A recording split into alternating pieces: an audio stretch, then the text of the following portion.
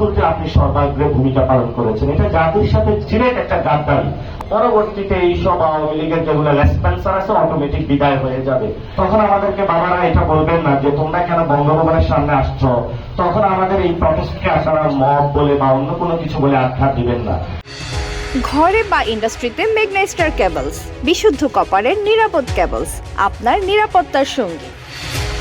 ইফতারের আগ মুহূর্তে দোয়া কবুলের সময়, এই সময়ে আমরা আমাদের 24-এর ভাইরা যারা শহীদ হয়েছেন, বোনেরা, তাদের জন্য দোয়া করব। আল্লাহ তাআলা তাদেরকে যাদের জান্নাতের সর্বোচ্চ মাকামে স্থান দান করেন। আমাদের শহীদ ওসমান হাদি ভাইয়ের জন্য দোয়া করব। সাথে সাথে শাপলা যারা শহীদ হয়েছেন, শাপলার শহীদরা হয়তো বাংলাদেশের মেইন স্ট্রিম পলিটিক্সে এখনো কেউ ওইভাবে কথাগুলো বলে না।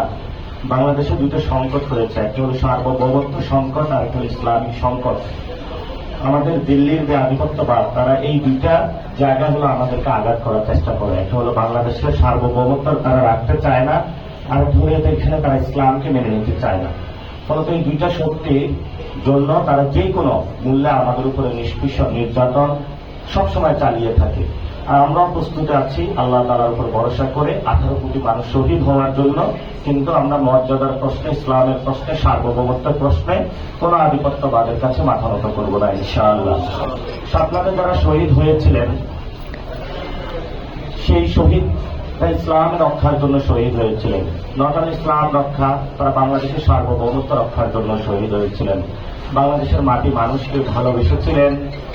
এখানে আমাদের যারা কওমি মাদ্রাসাতে পড়াশোনা করেন, অনেকে বলা হয়ে থাকে যে ওনারা মেইন স্ট্রিমে আসতে পারে না। এটাও একটা শিক্ষা ব্যবস্থা, যে শিক্ষা ব্যবস্থার কারণে আজকে এই ব্রিটিশ উপনিবেশের পরে উপমহাদেশের মুসলমানদের ঈমান, আখলাক, তাসবিয়াহ, তরকার সবকিছু হলো এই উপমহাদেশে টিকে আছে, এই শিক্ষা ব্যবস্থার কারণে।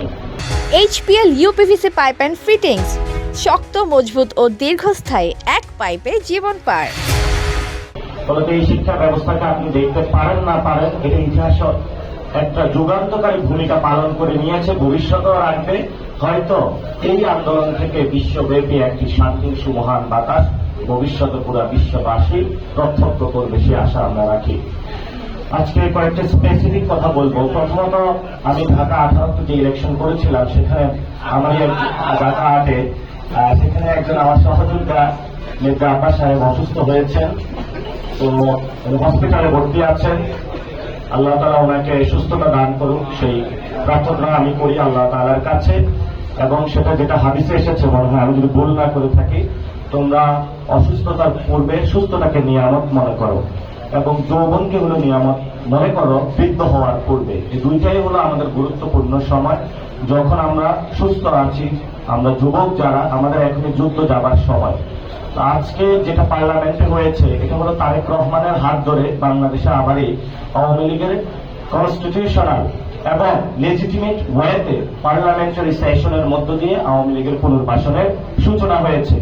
এটা শহীদ জিয়াউর রহমানের একটা ছেলের হাত দিয়ে, বেগম জিয়ার ছেলের হাত দিয়ে বাংলাদেশে আওয়ামী লীগের পুনর্বাসন শুরু হবে, এটা আমাদের কল্পনা ছিল না। কিন্তু ওটা উনি করে দেখিয়েছেন, সাহস দেখিয়েছেন, কারণ ওনার মাথাটা উনি দিল্লির কাছে নত করেছেন। এই জন্য আজকে এই অবস্থা হয়েছে। এই জন্য আমরা ওনাকে আহ্বান জানাবো যে দিল্লির যে আধিপত্যবাদ, সেটা থেকে বের হয়ে আসেন, মার্কিন আধিপত্যবাদ থেকে বের হয়ে আসেন। বাংলাদেশের অসংখ্য মানুষ আছে যারা বাংলাদেশের জন্য ফাইট করতে রাজি আছে। আপনি যদি তাদের কাছে গিয়ে আত্মসমর্পণ করেন, তাহলে বাংলাদেশের মানুষ আপনার থেকে মুখ ফিরিয়ে নেবে। আজকে সালাউদ্দিন সাহেব বললেন যে অভ্যুত্থানের পরে চুপ্পুর কাছে যারা উপদেষ্টা ছিল, তারা কেন শপথ নিয়েছিল। সেই সময় আমরা কিন্তু চাইনি, শুধু একমাত্র বিএনপির কারণে। আমি প্রত্যেকটা পলিটিক্যাল পার্টির দরজায় নক করেছিলাম। আমি মির্জা ফখরুল থেকে শুরু করে জামায়াত ইসলামী, প্রত্যেকটা ইসলামিক আন্দোলন থেকে প্রত্যেক রাজনৈতিক দলের কাছে গিয়েছিলাম এই চুপ্পুর পদত্যাগের দাবিতে। আমরা মাঠে আন্দোলনরত ছিলাম। তো আজকে একটা ইনফরমেশন দিব, যেই সময়ে বঙ্গভবনে চুপ্পুর পদত্যাগের দাবিতে আন্দোলন হচ্ছিল, সেই সময় যিনি বর্তমান আর্মি প্রধান ওয়াকার সাহেব, উনিও আমাদের কাছে সময় চেয়েছিলেন যে আমাকে একটু সময় দেয়, আমি দেশে এসে এটার একটা বিহিত ব্যবস্থা করব। তো সেই সময় আমরা ধৈর্য ধারণ করেছিলাম রাষ্ট্রের স্ট্যাবিলিটির জন্য।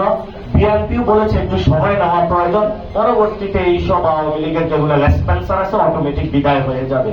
কিন্তু আজকে আমরা দেখলাম যারা আওয়ামী লীগের স্পন্সর আছে তাদেরকে ক্ষমতার মোহে তারা অন্ধ হয়ে তাদেরকে হলো তারা তাদের ঘাড়ে তুলে নিয়েছে। এই জন্য আমি বলি যে সংসদটা অদ্ভুত এক রকমের সংসদ হয়েছে। রাষ্ট্রপতি হলো আওয়ামী লীগের, তারপরে হলো প্রধানমন্ত্রী হলো বিএনপি, আর বিরোধী দলীয় নেতা হলো জামায়াতের। অর্থাৎ এই খিচুড়ির মধ্যে সবই কিছু রাখা হয়েছে। তো যেই খিচুড়ির মধ্যে আসলে আওয়ামী লীগ থাকবো, সেই খিচুড়ি আসলে বাংলাদেশের মানুষ খাবে না, এটা আমাদের স্পষ্ট বার্তা।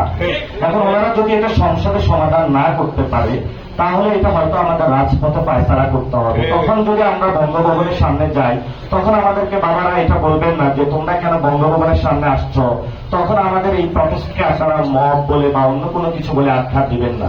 আপনারা যদি মনে করেন যে নির্বাচনের মাধ্যমে ইঞ্জিনিয়ারিং করে আপনারা ভারতের টিকিট নিয়ে আপনারা এখানে সংসদ ভবন দখল করেছেন গুন্ডা মাস্তান চাঁদাবাজদের নিয়ে, এবং বাংলাদেশের মানুষকে আপনারা গ্রিন কার্ড পেয়ে গিয়েছেন, এটা আপনাদের ভুল ধারণা। এবং যেই দল আপনার মেরুদণ্ড ভেঙেছে, যেই দল আপনার মাঝে হত্যা করেছে, সেই দলেরই আপনি আজকে বৈধতা উৎপাদন করতে অফিস খুলতে আপনি সর্বাগ্রে ভূমিকা পালন করেছেন। এটা জাতির সাথে চিরেট একটা গাদ্দারি। আমরা এটা এক্সপেক্ট করি নাই। আমরা তরুণ প্রজন্ম হতাশ, আলেম ওলামারা হতাশ, এবং যারা বাংলাদেশের নাগরিকরা রয়েছে, এটা কখনোই আপনাদের থেকে আমরা আশা করি নাই। এই যে কনস্টিটিউশন সংবিধান বেগম জিয়াও বলেছিল যে আওয়ামী লীগের এই সংবিধান, মুজিবের এই সংবিধান, ভারতীয় এই সংবিধান আমরা আসলে ছুঁড়ে ফেলে দিব। এখন বেগম খালেদা জিয়া এটা ছুঁড়ে ফেলে দিয়েছে, আর তার জিয়া হলো এটা গিয়ে বগল দাবা করেছে যে না মা আমি এটা রক্ষা করব। আচ্ছা, অর্থাৎ মা একদিকে বলেছেন, ছেলে হলেও এটাকে রক্ষা করতে গিয়েছে। এটা হলো আসলে ওই যে বলে না যে মা একটার জন্য আন্দোলন করেছেন আর ছেলে হলো বিরোধী পক্ষে হলো যোগ দিয়েছে। এখন হলো যেটা উনি করেছেন এটা আসলে বাংলাদেশের মানুষের সাথে ঠিক করেন নাই।